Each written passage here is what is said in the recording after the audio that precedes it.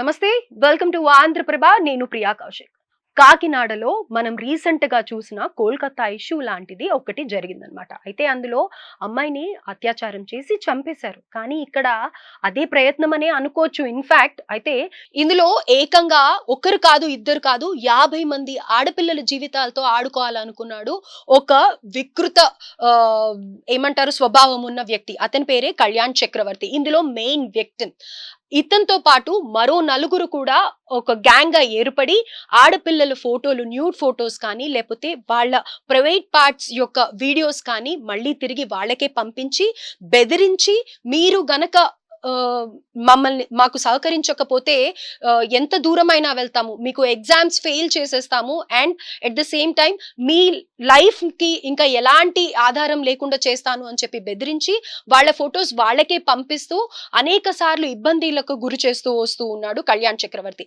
ఇది ఓర్చుకోలేని అమ్మాయిలు గత నెల రోజులుగా ఇబ్బంది పడుతూ ఒక్కసారిగా ప్రిన్సిపల్ కి కూడా చెప్పలేక, అక్కడ ఉన్న యాజమాన్యానికి కూడా తెలియచేయలేక మెయిల్ రూపంలో మేనేజ్మెంట్ కి తెలియజేశారు.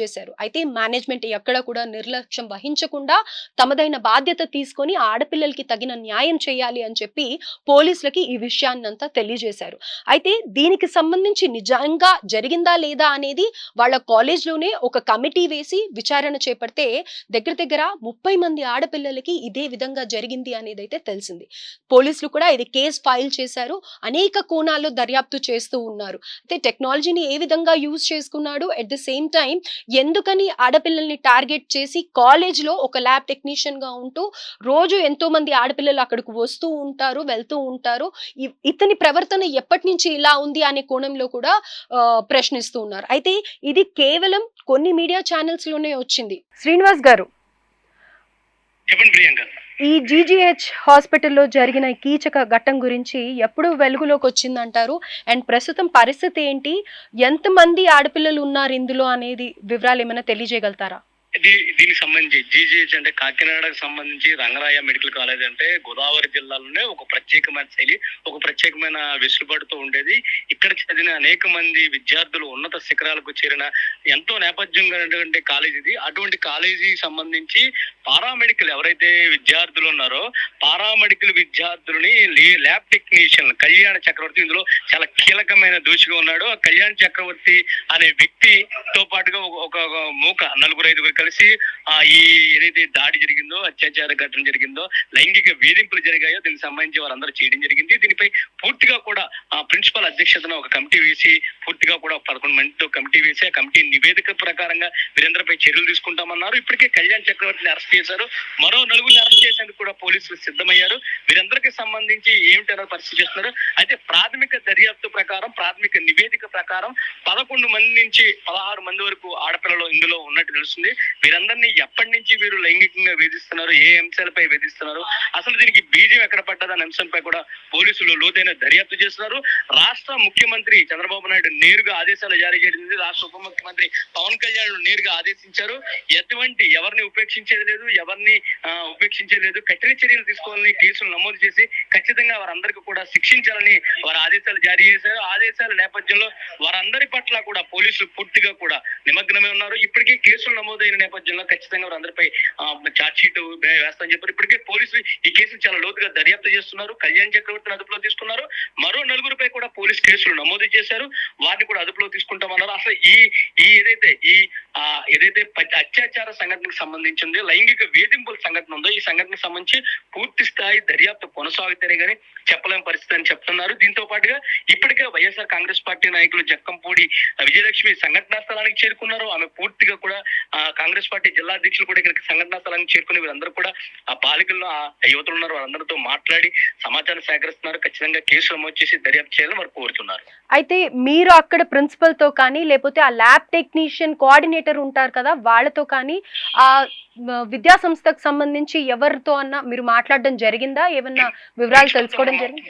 ప్రిన్సిపల్ తో మనం మాట్లాడడం జరిగింది. ఆంధ్రప్రభ నుంచి ప్రిన్సిపల్ తో మాట్లాడితే ప్రిన్సిపల్ చెప్పిన సంగతి అంటే విషయం తన నోటీస్కి వచ్చిన వెంటనే అంటే 24 గంటల క్రితం విషయం మా నోటీస్కి వచ్చింది. విషయం నోటీస్కి వచ్చిన వెంటనే దీనిపై పోలీసులకు సమాచారం అందించడంతో పాటు జిల్లా ఉన్నతాధికారులకు సమాచారం అందడం, లోకల్ గా అంటే ఇంటర్నల్ గా మాతో ఉన్న టీం ఏదైతే 17 మంది సభ్యులతో 11 మంది సభ్యులతో కమిటీ వేసామో ఆ కమిటీ నివేదిక క్షుణ్ణంగా క్షుణ్ణంగా ప్రతి బాలికను ప్రతి అమ్మాయిని కూడా క్షుణ్ణంగా వ్యక్తిగతంగా కలిసి వారి దగ్గర నుంచి సమాచారం సేకరించామో, ఎవరికి భయభ్రాంతులకు గురికాకో, మానసికంగా ఒత్తిడి లేకుండా అసలు ఏమి జరిగింది, ఏ కోణంలో ఇది సంఘటన, దీనికి సంబంధించింది, ఈ ల్యాబ్ టెక్నీషియన్లు ఎప్పటి నుంచి ఈ పిల్లలపై అఘాయిత్యాలకు పాల్పడుతున్నారు అంశాలని చాలా క్షుణ్ణంగా పరిశీలించామో, ఆ క్షుణ్ణంగా పరిశీలించిన నివేదికని పోలీసులకు అందించాము.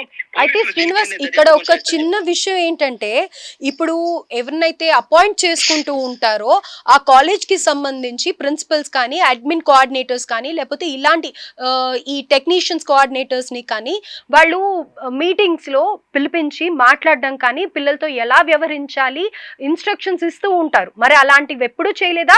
ఈ కళ్యాణ్ చక్రవర్తి యొక్క బిహేవియర్ ని ఎప్పుడు గమనించడం జరగలేదా? ఇంతకు ముందు ఇలాంటి ఎప్పుడు కూడా జరగనట్టుగా ఆ కాలేజ్ కి ఏమన్నా వివరాలు ఉన్నాయా ఏంటి అనే దానిపైన మీరు మాట్లాడడం ఏమన్నా జరిగిందా ప్రిన్సిపల్ తో? కళ్యాణ్ చక్రవర్తి బిహేవియర్ గురించి మాట్లాడడం జరిగింది. కళ్యాణ్ చక్రవర్తి బిహేవియర్ ఏంటంటే పూర్తిగా అంటే అక్కడ ల్యాబ్ టెక్నీషియన్ గా పనిచేయడం జరిగింది. అక్కడ ల్యాబ్ టెక్నీషియన్ గా పారామిలిటరీ మెడికల్ సంబంధించిన విద్యార్థులతో ఆయనకి చనువు ఎక్కువగా ఉంటది. ఆ చనువుని అతను ఆధారంగా తీసుకుని ఇటువంటి తెగబడ్డది. ఇదంతా కూడా ఆఫ్ ది రికార్డ్ చేయడం జరిగింది. ఎక్కడా కూడా అంటే పూర్తిగా కూడా బహిరంగంగా అయ్యే అవస్థ లేకుండా తెరచాటుగా నడిపించిన వ్యవహారంగా కనిపిస్తుంది. అంటే ప్రతి ఒక్కరిని అంటే ఇక్కడ వారి యొక్క మానసిక పరిస్థితిని, వారి యొక్క అవసరాలకు అనుగుణంగా దీన్ని నడిపించినట్టు తెలుస్తుంది. పిల్లలను భయభ్రాంతులకు గురి చేశారన్నది చాలా స్పష్టంగా తెలుస్తుంది. వారందరూ కూడా బ్లాక్ మెయిల్ చేసి ఈ దాడికి పాల్పడ్డట్టు, లైంగిక వేధింపులకు గురైనట్టు చెప్తున్నారు. దీనిపై ఎవరైతే గత కొన్ని రోజులుగా ఈ సంఘటన జరుగుతున్నప్పటికీ దీనిపై ఏదైతే కళాశాల యాజమాన్యానికి ఫిర్యాదు అందిన వెంటనే కళాశాల యాజమాన్యం స్పందించింది. వెంటనే కళ్యాణ్ చక్రవర్తితో పాటు మరికొంతమందిని సస్పెండ్ చేయడం జరిగింది. వారందరిపై కూడా కేసులు నమోదు చేయమని పోలీసులు చెప్పడం జరిగింది. అంటే కాలేజీ ఎప్పటికప్పుడు కాలేజ్ అట్మాస్ఫియర్ ఎక్కడా కూడా ఇటువంటి వాటికి తావు లేకుండా చర్యలు తీసుకుంటున్నప్పటికీ తెరను వెనకాల అరాకొరా జరిగే అవకాశం ఉంటుంది. వీరందరూ కూడా వీటన్నిటిని అంటే కాలేజీతో పాటుగా కాలేజీ బహిరంగంగా కాలేజ్ బయట కూడా ఈ వ్యవహారాలు కొనసాగించినట్లుగా తెలుస్తుంది.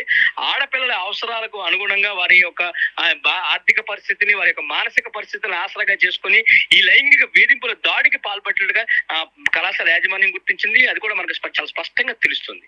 రైట్ శ్రీనివాస్ గారు, థ్యాంక్ యూ సో మచ్.